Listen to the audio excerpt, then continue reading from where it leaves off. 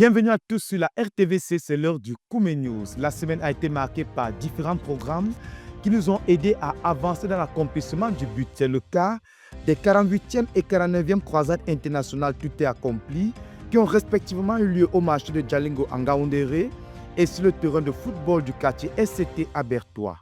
Miracle de salut, de guérison et de délivrance, le tout opéré par le Seigneur. Ensuite, retour sur la visite et le ministère du frère Théodore Randossé ayant lieu le 30 novembre dernier dans le cadre de sa retraite mensuelle avec les dirigeants de l'église à Yaoundé. Ce sera dans le développement et en Côte d'Ivoire. Différents ministres assistants du frère Théodore Randossé ont rendu des ministères dans différents départements de l'œuvre en Côte d'Ivoire après le sommet qui a récemment eu lieu à Abidjan.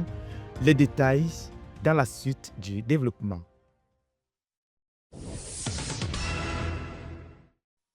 Chers téléspectateurs, nous ouvrons dans ce journal avec les bonnes nouvelles qui nous sont parvenues au thème des 48e et 49e croisades du Tout est accompli qui ont eu lieu du 2 au 5 décembre dernier à Djalingo en Ngaoundéré et du 6 au 8 décembre du côté de Bertois. On a enregistré près de 900 miracles de conversion et plusieurs miracles de guérison et de délivrance. Clovis Fotio nous donne le rendu de l'événement dans ce reportage.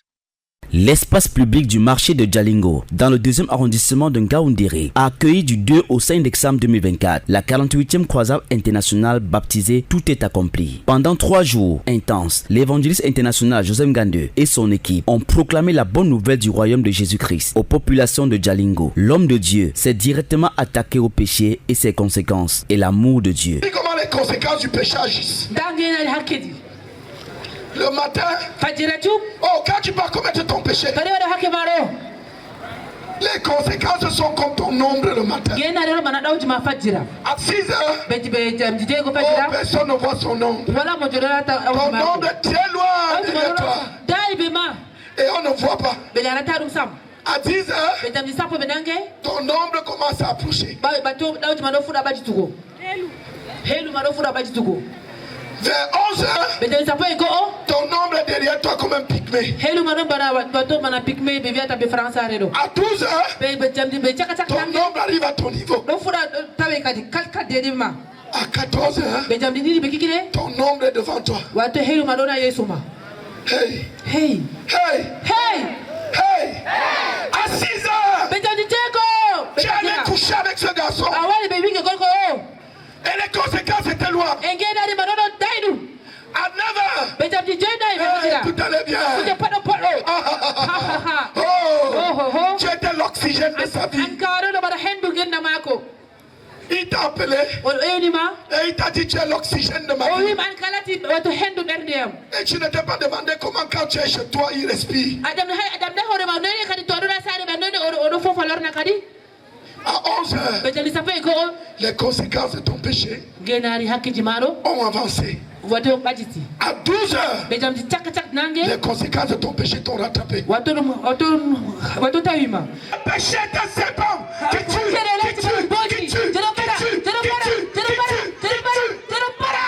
L'événement, qui était une première dans ce quartier, a été marqué par de nombreuses conversions, des témoignages de guérison miraculeux et des délivrances authentiques. Parmi les moments marquants, on note le cas remarquable d'une femme venue initialement avec des intentions hostiles envers l'évangéliste, mais qui a finalement connu une transformation spirituelle profonde après plusieurs minutes passées avec l'équipe de délivrance du Tout est accompli. La récolte de ces 3 jours de croisade était grande. L'équipe a moissonné 885 miracles de conversion, 168 cas de guérison instantané, 101 cas de délivrance authentique, 750 traités distribués, 575 livres distribués. Le pasteur Samuel, responsable de l'œuvre en Ngaoundéré, s'est exprimé avec enthousiasme sur le succès de cet événement. Et vraiment, l'atmosphère spirituelle a été conquise pour le Seigneur. Nous avons fait des campagnes dans 3 quartiers différents de la ville. Et dans chaque quartier, vraiment, le Seigneur est descendu. Il y a eu tellement de guérison, de délivrance et de salut. C'est une nouvelle marche vraiment avec le Seigneur que l'Église est en train d'expérimenter. De nombreux dirigeants de Djalingo et Ngaoundéré ont également manifesté leur satisfaction à la fin de cette 48e croisade. Tout est accompli. Fantastique. On a vu la puissance, la grandeur de Dieu et vraiment Dieu était à l'œuvre. Je crois que cela a été une première expérience et cela nous a encouragés de pouvoir remettre cette expérience à l'année prochaine. Parce que pendant cette expérience, toute l'Église était mobilisée comme un seul homme pour l'organisation de cet événement. Sous la conduite du pasteur, nous nous sommes totalement mis au travail et nous avions porté ce fardeau comme étant un fardeau qui nous venait de Dieu. Parce que pour nous, c'était une opportunité que Dieu nous donnait pour davantage nous lancer dans le mouvement de l'évangélisation. Nous voulons rendre grâce à Dieu pour ce programme qui est venu au bon point.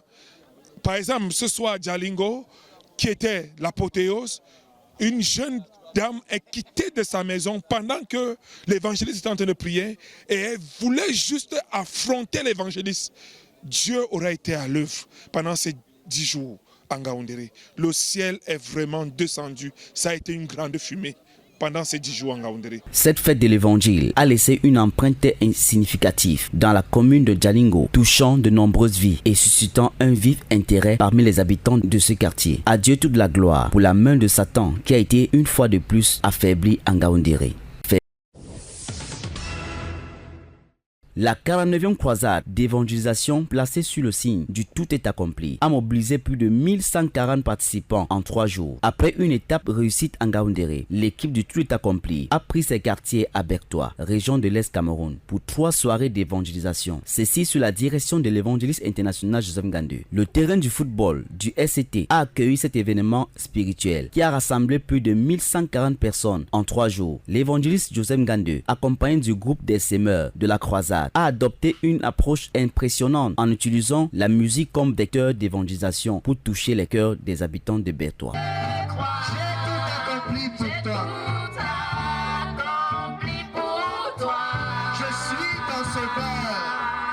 Je suis ton sauveur qui t'aime. Sur cette croix, j'ai tout accompli pour toi. Comme tu as, viens tel que tu es, comme tu as, sur cette croix, on that cross, j'ai tout payé pour toi. I paid it all for you. Sur cette croix, on that cross, j'ai tout payé pour toi. I paid it all for you. Je te veux maintenant. I need you now. Et pour l'éternité. And for eternity. Je te veux maintenant. I need you now. Et pour l'éternité. And for eternity. Écoute, listen. Viens tel que tu es. Come as you are. I'm lassé. You weary soul. I'm lassé. Weary soul. Viens tel que tu es. Come as you are. Je te veux maintenant. I need you now. Et pour l'éternité. And forever for eternity. Les séances quotidiennes se sont déroulées en 2 temps. D'abord, un moment d'évangélisation suivi des signes de guérison et de délivrance. De nombreux participants ont témoigné avoir reçu des guérisons instantanées, tandis que d'autres ont constaté leur établissement une fois rentrés chez eux. Les minutes que j'ai fait déjà de pousser là, je ne pouvais pas le faire parce que pour quitter Grande acclamation. Le pasteur Constantin m'a arrêté. Donc c'est quand je m'asseyais en cours de route pour m'asseoir, il m'attendait là, on allait s'asseoir au fond là-bas. Donc mes pieds tremblaient, c'était les piqûres partout. Et en journée d'abord, même j'étais assise comme ça, je ne connaissais pas le programme-ci. J'ai reçu comme si c'était une aiguille sur l'épaule gauche là. Ça m'a fait très mal. La douleur était intense. Quand ça part de l'épaule, ça part jusqu'au dos là-bas, au niveau du cœur, ça me donnait l'étouffement. Subitement, les pieds tremblaient. C'est comme s'il y a des picotements sur les pieds. Donc ce soir-là, je me sens vraiment libre. Je rends grâce à Dieu. La tête. J'avais les maux de tête, je ne comprenais pas. Et ça ne s'est pas arrêté là. Même quand je suis rentré, ces maux de tête ont continué. Mais je confesse que pendant qu'on dansait tout à l'heure, j'ai retrouvé la vigueur. Amen. J'ai retrouvé la vigueur. J'avais froid, je me sentais bizarre. Mais le Seigneur m'a guéri. Gloire à Dieu. Le bilan de cette 49e croisade était éloquent. 298 conversions enregistrées, 212 cas de guérison recensés, 190 délivrances authentiques enregistrées, 286 traités distribués. Les dirigeants ont exprimé leur satisfaction face au succès de ces 3 jours intenses de croisade. Encore fait. Les captifs ont été délivrés, les perdus ont été sauvés, les malades ont été guéris. Nous rendons de multiples actions de grâce au Seigneur pour son œuvre éternelle. Nous le bénissons pour les instruments qu'il a utilisés. Et quand je sais que depuis 1 mois, les frères parcourent le pays pour apporter la bonne nouvelle jusqu'au-delà des frontières, Et il les a soutenus, il les a renouvelés, il les a revigorés. Nous ne pouvons que dire gloire à Dieu. Et nous bénissons le Seigneur parce que plusieurs choses ne seront plus les mêmes, plusieurs personnes ne seront plus les mêmes. Vraiment, à Dieu, toute la gloire. Nous bénissons le Seigneur pour la vision qu'il avait accordée au frère Zach de bâtir les hommes. Nous bénissons le Seigneur pour le frère Jedor, vraiment qui donne l'opportunité aux jeunes d'émerger, aux frères d'émerger. Pendant ces 3 jours, j'ai découvert un homme, un évangéliste, le pasteur Joseph Ngandeu. J'ai écouté l'évangile, j'ai été béni. Je rentre de cette campagne, de cette croisade de 3 jours satisfait. Sans ignorer l'équipe qui l'entoure. Donc j'ai compris aussi par là qu'on ne peut pas travailler seul. On va faire l'œuvre si, accomplir le but que Dieu nous a donné en équipe. Je bénis aussi le Seigneur pour le privilège qu'il m'a accordé pendant cette campagne d'apporter ma petite contribution. Le frère Joseph Ngandeu, l'évangéliste, nous a donné une opportunité d'apporter notre pierre à l'édifice. Et nous sommes vraiment reconnaissants. Le Seigneur a travaillé avec nous. Le Seigneur a travaillé au travers de lui. Beaucoup des âmes ont été sauvées. Beaucoup de personnes guéries et délivrées. Nous sommes très heureux parce que c'est nous qui avons bénéficié. Lui va partir. Nous restons avec les hommes, sauvés, guéris et délivrés. Et la croissance est rassurée. Le Seigneur est descendu pour répondre à plusieurs de nos besoins. Nous d'abord, les frères et les sœurs en Christ. Parce que j'ai des témoignages tangibles. Et je voudrais juste bénir le Seigneur pour le don des hommes. Le frère Tedo a formé le frère, l'évangéliste Jojo Ngandeu. Le Seigneur nous a donné le frère Tedo et il a travaillé. Non, je suis émerveillée. Les 3 jours où j'étais assise, je ne regrette pas. J'ai reçu ministère. Ceux de la maison ont reçu ministère. Et j'ai vu les guérisons. Je ne peux que dire merci. Ça a été un week-end spécial. Un week-end réussi. Nous avons vu le premier jour, le deuxième jour, la main de Dieu, le premier jour, le deuxième jour. Et le troisième jour, c'était l'apothéose. On a eu 150 personnes qui ont reçu le Seigneur Jésus-Christ. Il y a eu beaucoup de démons manifestés. J'ai une de mes filles qui a manifesté les démons pour sa première fois de un très haut niveau. Tout est accompli, a été un grand succès à Bertois. Nous bénissons le Seigneur qui nous a visités. Il nous a visités, l'a délivré, guéri. Et le nom de Jésus a été honoré, élevé et glorifié. Ici, au stade ST Mokolo, était le dernier penalty de la croisade. Tout est accompli. Nous bénissons le Seigneur, nous bénissons le Seigneur parce que c'était la fumée. Les populations de Bertois sont venues nombreuses. Le Seigneur a sauvé, le Seigneur a délivré et le Seigneur a guéri. Que toute la gloire lui revienne et nous sommes bénis. À Dieu toute la gloire. Cette étape de Bertois confirme l'impact grandissant de la croisade. Tout est accompli à travers la nation et les nations déjà visitées. À Dieu toute la gloire.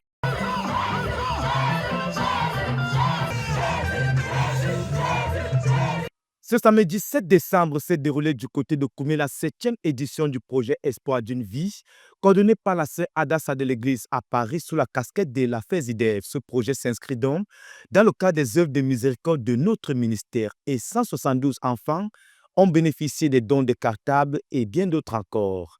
Le reportage. Ce samedi 7 décembre, la FESIDEF a organisé la 7e édition du projet Espoir d'une vie. Ce projet, coordonné par la sœur Adassa de l'Église de Paris, s'inscrit dans le cadre des œuvres de miséricorde dans notre ministère. Le projet Sans cartable Espoir d'une vie cible particulièrement les enfants orphelins, les enfants nécessiteux et ceux venant des familles démunies, afin de manifester à chacun d'eux la miséricorde de Dieu. Cette 7e édition a donc vu la participation de 204 personnes environ, dont 172 enfants et 32 adultes. La cérémonie qui a débuté à 13h35 ce samedi 7 décembre a débuté par la prière pour recommander toutes choses entre les mains du Seigneur.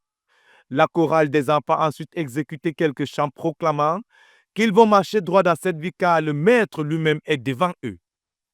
Ils ont ensuite accueilli en chanson la sœur Adassa, coordonnatrice du projet Espoir d'une vie, et son équipe.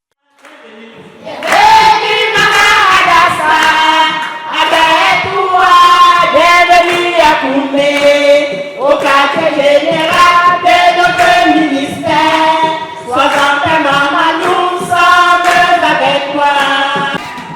Après avoir exprimé leur joie dans des chants et des danses, la sœur Comfort Domatop, responsable du ministère aux enfants dans l'église du quartier général, est venue apporter à ses enfants le message de l'évangile de la part du Seigneur. Elle a tout d'abord amené les enfants à exprimer leur gratitude à Dieu pour son intervention dans la santé de la sœur Adassa et pour la fidélité de notre sœur et son équipe, année après année, à amener à l'existence cet événement. Il est important de souligner que cette 7e édition a été organisée spécialement en ce mois de décembre afin de ne pas laisser cette année passer sans tenir le programme.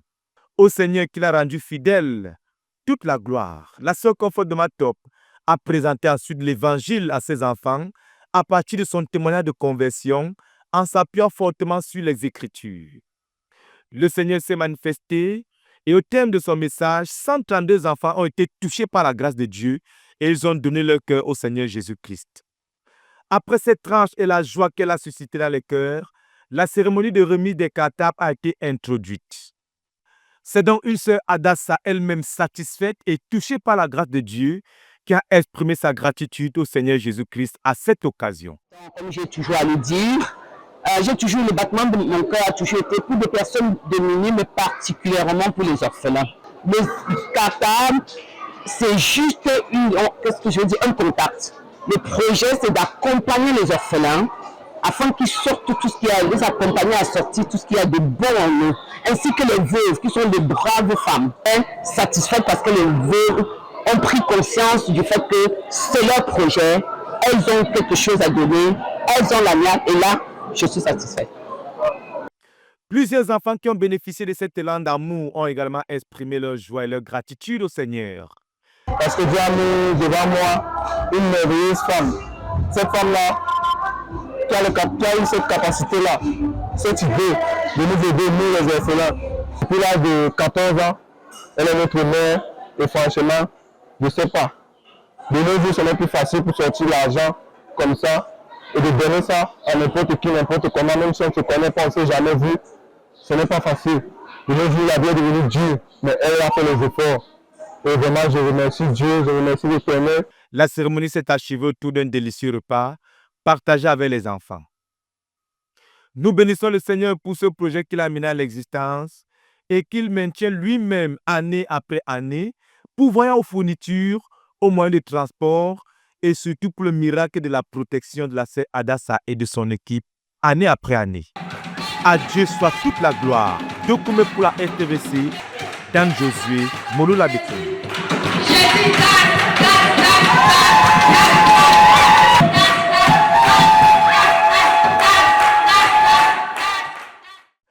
Culte commun au centre de Koumé dans l'église du quartier général. C'était le dimanche 1er décembre dernier et les saints ont pris un temps considérable durant ce culte pour rendre grâce à Dieu pour la dernière croisade de prière et de jeûne du ministère, notamment pour tous les saints qui ont pu jeûner à cette occasion. Le ministère de la parole était également au rendez-vous et des conversions ont été enregistrées. Les détails dans ce reportage.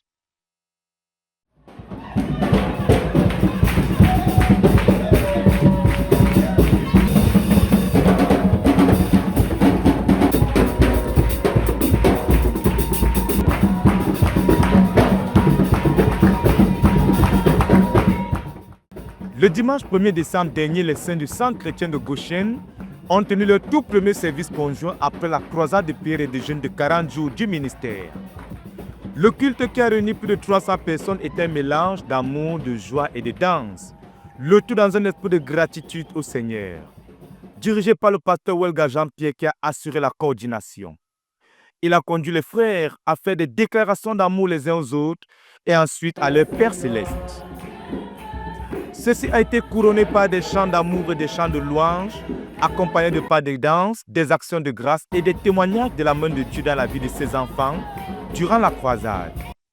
Les sœurs ont confessé que Dieu leur a donné de nouvelles capacités. Il a exaucé des prières à lui élevées depuis des années. Il a guéri les frères malades et même mourants et bien d'autres miracles encore. Dans la suite, le pupitre a été cédé au pasteur Sama Israël, coordonnateur du centre chrétien de Goshen. Ce dernier a d'abord accueilli les invités et les a confiés au pasteur Machongo qui leur a présenté l'évangile. Et à la suite de l'évangile prêché, environ 25 personnes ont été conduites au Seigneur Jésus-Christ. Le frère Sama Israël a ensuite amené les saints à remercier Dieu pour la grâce qu'il leur a accordée de jeûner victorieusement, car plusieurs frères ont jeûné au-delà de leurs capacités et au-delà de ce qu'ils avaient planifié. Le Seigneur a été tellement généreux envers ses enfants et ceux-ci lui ont été infiniment reconnaissants à l'occasion de ce culte. C'est sur cette note de gratitude que le culte s'est achevé par une communion fraternelle autour d'un bon repas. À Dieu soit toute la gloire.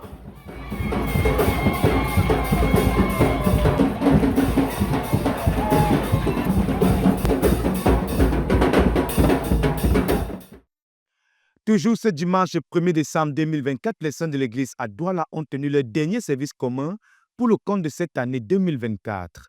C'était un culte de joie qui a mobilisé près de 2298 saints et invités. Et au cœur du ministère de la parole rendu par le pasteur Martin Fatélé, la lecture de la prophétie reçue du Seigneur à la fin de la croisade de prière et de jeûne, ainsi que la prédication de l'évangile. C'est un compte rendu de moi, Focris, depuis Douala. Suivons plutôt.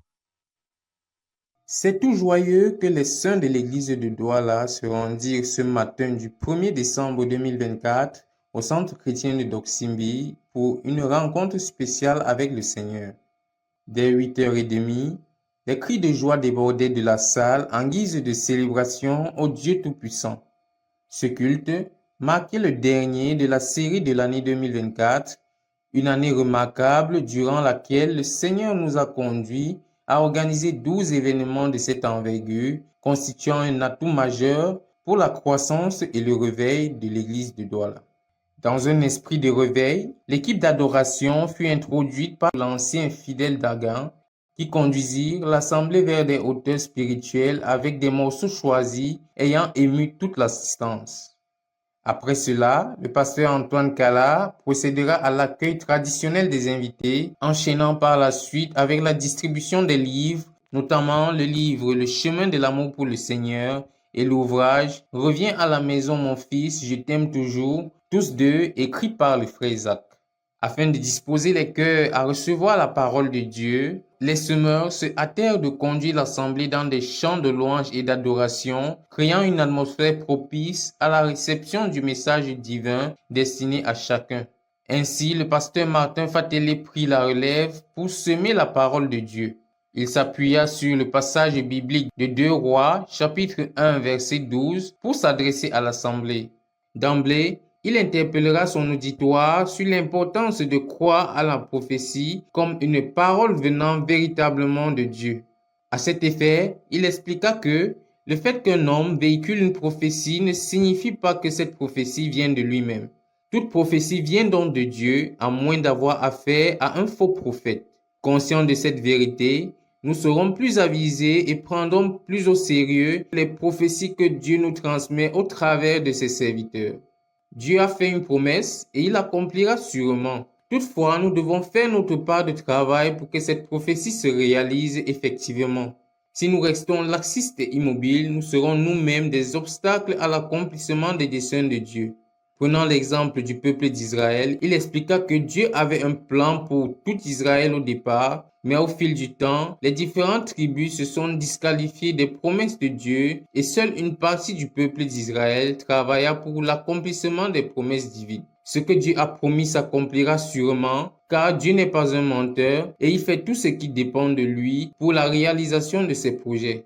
Cependant, nous sommes responsables de la lenteur ou du non-accomplissement de ces promesses à notre égard. Par exemple, nous avons tous été rendus parfaits par un seul acte, par la croix, et cela est une réalité, mais chacun fait de cette réalité la sienne en fonction de sa foi et du travail qu'il accomplit pour entrer effectivement dans cette vérité. Personne ne peut donc accomplir le réveil pour quelqu'un d'autre, peu importe le degré d'amour qui les unit. Avec assurance, le frère Martin communiqua à toute l'assemblée que l'église de Douala entrerait effectivement dans le réveil, et pour ce faire, Dieu attend de nous une consécration totale à la vision, ce qui implique le retour immédiat à la prophétie de Santa Cruz, c'est-à-dire au gagnement des âmes et à l'implantation des églises. Il ne manqua pas de présenter un message de salut aux invités et aux rétrogrades, insistant sur l'amour de Dieu envers les pécheurs et le désir que Dieu a de voir ses enfants retourner à lui. Suite à cette prêche, l'appel fut lancé et 64 âmes furent transférées du royaume des ténèbres à la lumière du Seigneur Jésus et 22 personnes ont été restaurées à Dieu. La prière de guérison et de délivrance enchaîna cette portion pendant laquelle les saints élevèrent des prières au Seigneur pour la libération des captifs et la guérison de toutes sortes de maladies. Ce fut une belle fin de cérémonie ce dimanche au centre chrétien de Ndoksimbi et surtout un très bon début de mois avec une participation de 2298 personnes présentes et plusieurs baptêmes dans l'eau enregistrés pour la gloire exclusive du Seigneur Jésus-Christ. De Douala pour la RTVC, Chris Manfo. À présent, retour sur la dernière visite des ministères du pasteur Théodore Andossé du côté de Yaoundé dans le cadre de sa retraite mensuelle avec les dirigeants de l'Église. C'était le samedi 30 novembre dernier, occasion donc pour le leader de féliciter les dirigeants de l'Église à Yaoundé pour les 9 domaines de progrès dans lesquels l'Église de Yaoundé s'est illustrée, tel que lui a été révélé par le Seigneur. Imjana nous déroule le condensé de la retraite dans ce reportage. Bénissez le roi, bénissez l'Éternel, bénissez le Très-Haut, que tous ceux qui respirent bénissent. Le 30 novembre 2024, soit 8 jours après la rupture du gène du ministère, le leader de la CMCI, en la personne du pasteur Théodore Andossé, s'est rendu à Yaoundé dans le cadre de ses rendez-vous mensuels avec l'église mère. Après un petit déjeuner très consistant, les 102 dirigeants accrochés aux lèvres du leader ont suivi très attentivement les nouvelles de l'œuvre à travers le monde. Les nouvelles réjouissantes qui n'ont pas laissé le peuple de Dieu indifférent. Après cette rubrique, les frères ont eu l'occasion de remercier le Seigneur pour la bonne main de l'Éternel dans leur vie. Faisant suite à ces actions de grâce, l'orateur a encouragé ses frères à demander au Seigneur de renouveler leur jeunesse. Ask the Lord for renewed youth. En outre, le pasteur Théodore a longuement et de manière spécifique encouragé l'église à Yaoundé. D'après son constat, l'église mère a fait du progrès. Il y a eu beaucoup de choses positives à l'église de Yaoundé cette année. Yaoundé est présent dans la direction générale de notre ministère. 1 Corinthiens 16, 15 à 18. En préparation pour l'année 2025, avant de clôturer, à partir de la portion de la Bible précitée, il a démontré aux dirigeants présents que celui qui a besoin du respect doit travailler. Quand j'ai préparé ces réunions, je me demandais, Seigneur, en quoi est-ce qu'on a fait du progrès? Et le Seigneur m'a donné ces 9 domaines où Yaoundé a fait du progrès. Et la deuxième question que je me suis posée, c'est, voici ma dernière réunion pour cette année avec Yaoundé. Comment entrevoir l'année prochaine pour faire mieux que ce qu'on a fait cette année? Et le Seigneur m'a donné ce passage. Vous connaissez que la maison de Stéphanos était le premier converti en Achaïkos, en Achaïe. Et ils se sont dévoués au service des saints. Soumettez-vous à des cœurs raisonnables. On se soumet à qui? Les premiers à croire, disons que c'est les aînés dans la foi. Mais on se soumet à eux. Est-ce que c'est seulement parce qu'ils sont les aînés? Non. Ils se sont dévoués à servir les saints. C'est bon de réclamer le respect. Mais on n'a pas droit au respect parce qu'on est aidé. On n'a pas droit au respect parce qu'on a une position de leadership. On a droit au respect. Dieu recommande même à chacun de nous de respecter ceux qui se sont donnés à prendre soin de nous. Tu ne mérites pas notre respect de par ton ancienneté dans le Seigneur. Tu ne mérites pas le respect de par ta nomination à un poste quelconque. Chacun de nous mérite le respect qui lui vient de son travail. Si on veut faire mieux l'année prochaine, on a besoin des hommes, les aînés que vous êtes, des dirigeants que vous êtes. On a besoin des gens qui vont prendre soin des brebis. Ceux qui sont des dirigeants ont besoin d'émerger. Dans le poste où tu te trouves, tu as besoin de faire tes preuves. On a besoin de l'efficacité. Distingue-toi. Force notre respect. Pas par les vestes et les réclamations des privilèges. Force-nous au respect. De par ton efficacité. On aura besoin de ces trois sphères de distinction. Le pastorat dans l'Église, le succès dans l'œuvre,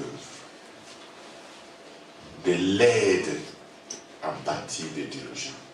Et, il faut préciser que cette réunion est la dernière de l'année 2024 et le frère Théodore a tenu à encourager l'église à Yaoundé qui pour une première fois fait mieux en 2024 qu'en 2023 et également poser des jalons pour le bilan 2025. Donc nous sommes déjà là réunis, nous sommes en train de planifier une réunion pour lancer l'année 2025. Merci. Le frère Théodore a partagé beaucoup de choses. Déjà, c'était le cœur à cœur. C'était une réunion en famille. Et c'était bénissant, très bénissant. Mais ce qui m'a marqué le plus, c'est qu'il a lancé l'église à Yaoundé dans l'année 2025. Donc il nous a donné 3 axes sur lesquels nous devons planifier. Donc nos dirigeants ont pris les dispositions pour s'asseoir, réfléchir et planifier à partir de ces 3 axes. Donc en fait, effectivement, c'était la dernière réunion et effectivement le dirigeant nous a lancé dans l'année qui suit. C'est ça qui m'a beaucoup marqué. Merci beaucoup, beaucoup, beaucoup. On est content. Vous serez jeunes et vous allez travailler. Amen. Acclamons le Seigneur. À Dieu soit la gloire pour une église debout, malgré les défis, à relever. Yves N'Djana, Yaoundé, pour la RTVC. Après le deuxième sommet du ministère qui a lieu à Abidjan, en Côte d'Ivoire, du 24 au 29 novembre dernier, plusieurs ministres assistants du frère Théodore Andossé qui ont assisté à ce sommet ont rendu ministère dans différents départements de l'œuvre en Côte d'Ivoire. C'était le cas lors de l'inauguration de la maison de prière de Yopougon pour toutes les nations qui a été présidée par la sœur Henriette Baga. Également lors du séminaire ou de la conférence des anciens chercheurs de l'Église en Côte d'Ivoire présidée par le professeur Dieudonné N'Djamène. Et également une retraite des ministres de louange qui ont reçu le ministère de la sœur Henriette Baga et du frère Benjamin Mokon.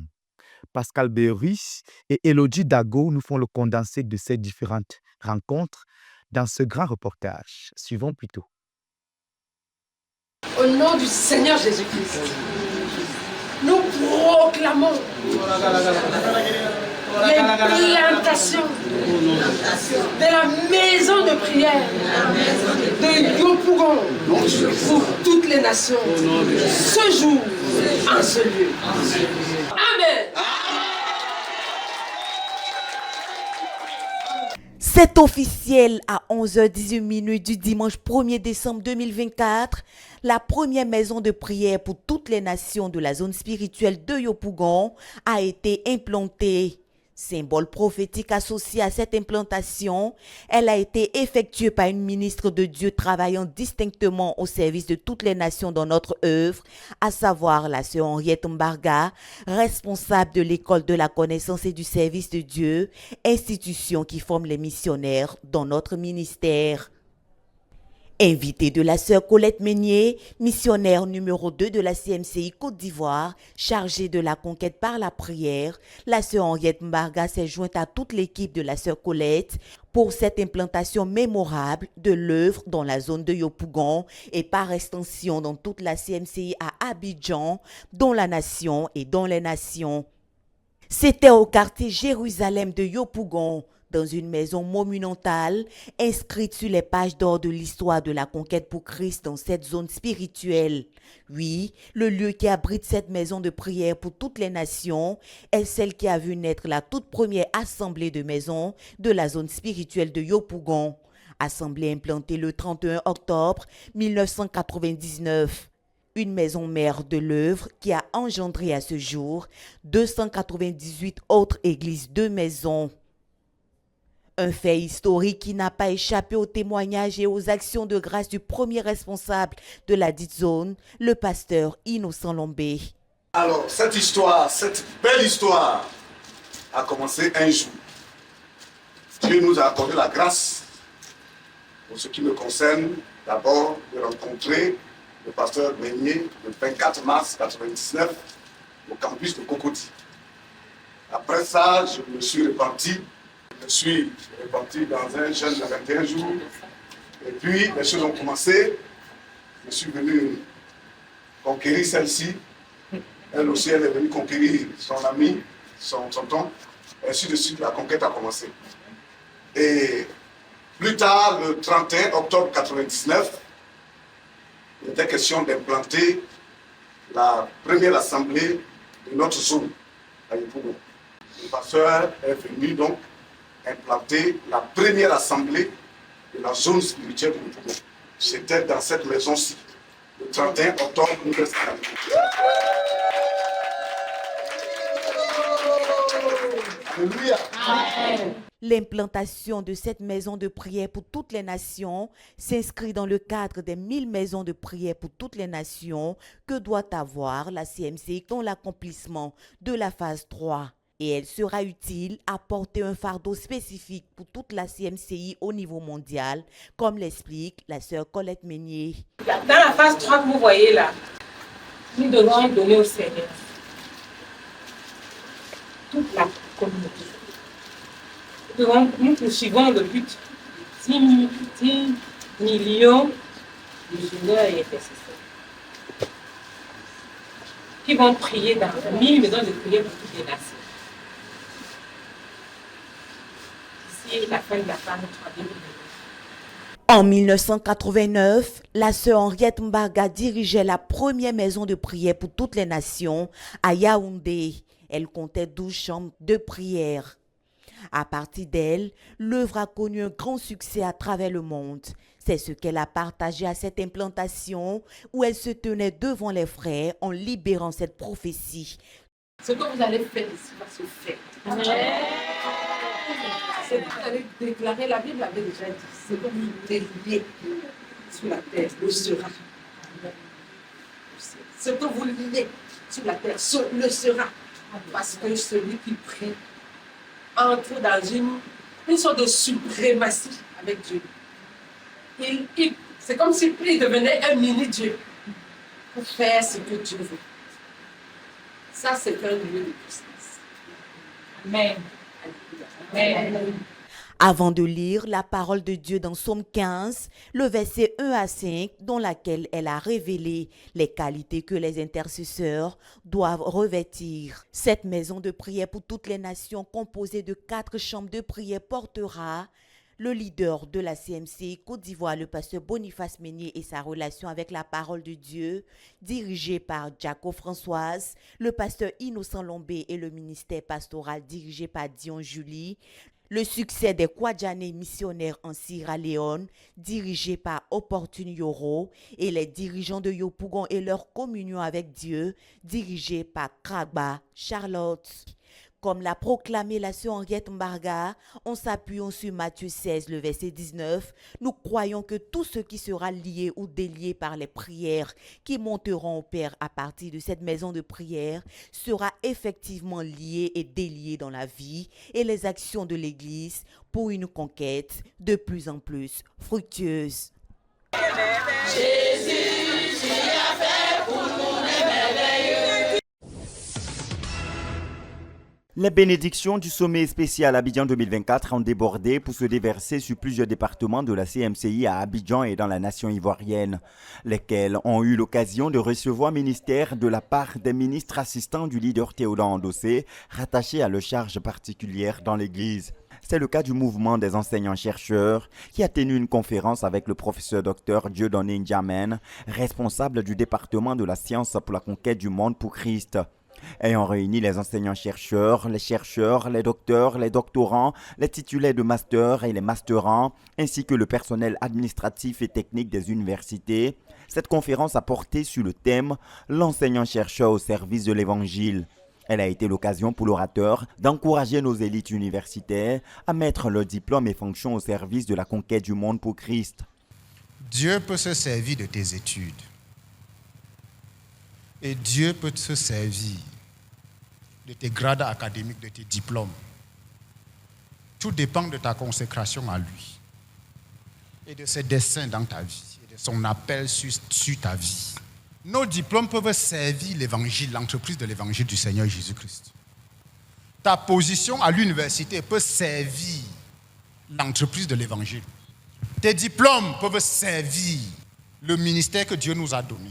Les titres académiques que tu as peuvent servir à notre vision. Notons qu'avec les 53 enseignants-chercheurs et chercheurs que compte déjà ce mouvement mis sur pied par le pasteur Boniface Meignier en septembre 2020, sans compter le personnel administratif et technique et le grand nombre de médecins et de docteurs en attente de recrutement, cette rencontre a été aussi l'occasion de partage sur les actions à mener pour booster la conquête dans les universités et grandes écoles, ciblant particulièrement les enseignants-chercheurs.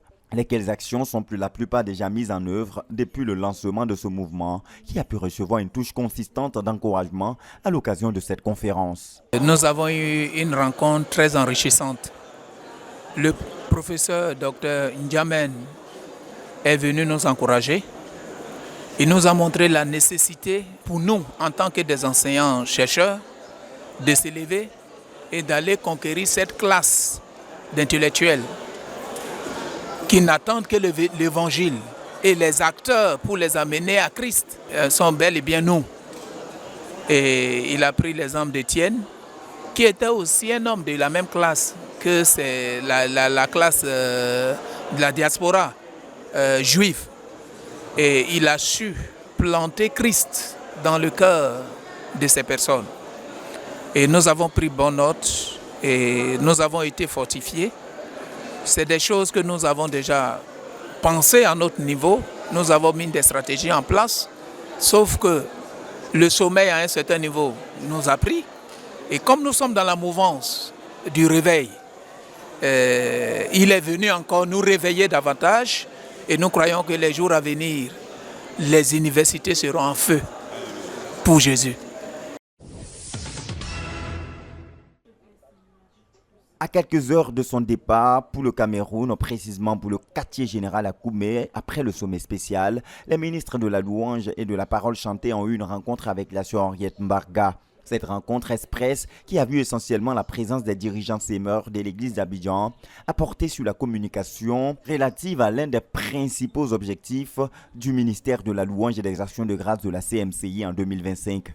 En effet, l'année prochaine, une chaîne de sièges d'action de grâce de 365 jours doit être offerte au Seigneur dans le cadre de la commémoration des 50 ans de la CMCI. L'occasion pour la sœur Henriette Mbarga d'encourager les sémeurs de Côte d'Ivoire à prendre activement et massivement part à cette chaîne de sièges d'action de grâce. La CMCI Côte d'Ivoire accueillera également une session de la ZTF Music Academy 2025, en abrégé ZEMA Côte d'Ivoire 2025. Et les bases et implications de ce futur programme ont été posées à la suite de la rencontre avec la sœur Henriette Mbarga. Cette fois-ci, les Semeurs de Côte d'Ivoire, représentés toujours par les principaux dirigeants, ont reçu ministère de la part du pasteur Benjamin Mekong, notre missionnaire en Belgique et ministre assistant du leader Théodore Ndossé dans le domaine de la louange. Au cours de cette brève rencontre, il a fait une présentation succincte de l'organisation du ministère de la louange dans notre œuvre. Et dans la louange, on a beaucoup de... Il y a des départements. On a d'abord l'UMPJ, l'Université mondiale de prière et de jeunes sur la louange, où on définit la spiritualité de la louange. Le but de l'UMPJ, c'est de décortiquer ce que c'est que la louange. Dans l'UMPJ, on étudie la louange, les actions de grâce, la louange, l'adoration, la spiritualité. Le deuxième département, c'est la ZEMA. La ZEMA, on définit la musique qui doit accompagner notre louange. Parce que dans la louange, ce n'est pas seulement la musique. Dans la louange, il y a les offrandes d'acclamation, il y a le chant, il y a la danse, il y a les silences de révérence, il y a même le don tu peux donner à Dieu financièrement, comme une offrande. Tout ce qui est sacrifice à Dieu. Toujours dans le département de la louange, il y a le centre de louange, dirigé par le frère Vincent Okono. Le frère de l'Or a voulu qu'il y ait un endroit où 24 heures sur 24, il y ait une louange qui soit adressée à Dieu sans auditoire. Ça, c'est le centre de louange. Toujours dans le département de la louange. Le but du frère d'or, c'est d'implanter la louange dans notre communauté. Qu'on soit une communauté qui connaît la louange. L'importance de la louange et des actions de grâce dans l'Église, le besoin de l'implantation du ministère de la louange et des actions de grâce comme pilier de notre ministère et l'annonce de la ZEMA Côte d'Ivoire 2025 ainsi que ses différentes implications ont été au cœur de cette rencontre qui a été une grande source de bénédiction pour les Semeurs de Côte d'Ivoire. Nous faisons partie des plus heureux de ce sommet parce que nous avons eu le privilège de recevoir en tant que ministre de louange, en tant que semeur, la sœur Henriette Mbarga, qui est un de nos mentors, une de nos icônes dans le ministère de la louange, et le frère Benjamin Mekong, qui est le responsable de la ZIF Music Academy. Nous avons reçu la visitation de Dieu. Le Seigneur nous a rafraîchis sur la place prépondérante du ministre de louange dans les desseins de Dieu, dans la vie des dirigeants, dans l'accomplissement, le fait de précipiter l'accomplissement des desseins de Dieu à travers la louange. Et nous avons été provoqués à nous qualifier, à nous performer, à étudier notre ministère et avoir de la ressource pour offrir à Dieu un ministère plus excellent pour l'année 2025 et nous préparer à lui offrir une chaîne de sièges de louange en reconnaissance pour 50 années qu'il a accordé à notre ministère depuis qu'il a confié au frère Zach de faire la communauté missionnaire chrétienne internationale et tout ce qui s'en est suivi. Donc nous sortons de là, nous sentons un privilège inouï que Dieu nous fait de rentrer en 2025 avec un travail spécifique qui se paraît dense, mais qui est pour nous, c'est un mélange de joie et de défis. Nous sommes des privilégiés. Donc 2025, une année de louange abondante dans toute la nation et dans toute la communauté. Nous bénissons le Seigneur pour ce grand privilège. Amen. Voilà, chers téléspectateurs, nous sommes parvenus au thème de ce journal. Les nouvelles sont bonnes, l'œuvre est en marche. Et le Seigneur s'est puissamment glorifié, notamment lors du cours de l'UMPJ pour les ministres des Finances qui a récemment eu lieu en Dombi. La semaine prochaine, nous reviendrons en détail sur ce cours déterminant à ce tournant critique où l'œuvre se trouve. Rendez-vous la semaine prochaine pour une nouvelle édition. Dieu vous bénisse.